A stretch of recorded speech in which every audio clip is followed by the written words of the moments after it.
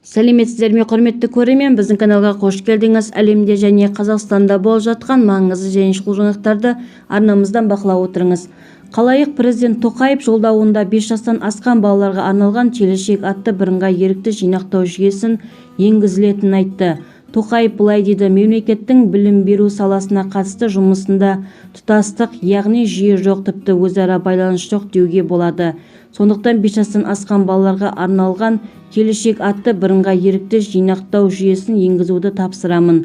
Бұл бағдарламада мемлекет тарапынан ұсынылатын бастапқы білім беру капиталы жыл сайынғы мемлекеттік сыйақының және инвестициялық табыс қарастырылуға тиіс.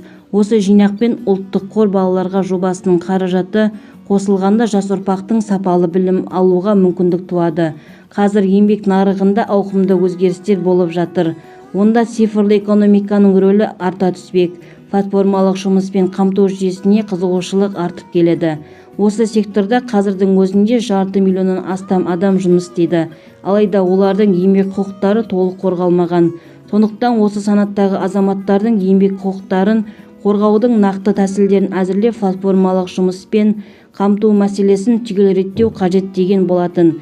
Негізінде осы кезге дейін ұлттық қордың қаражатының белгілі бір бөлігін балаларға аудару туралы Тоқаевтың тапсырма бергендігі белгілі.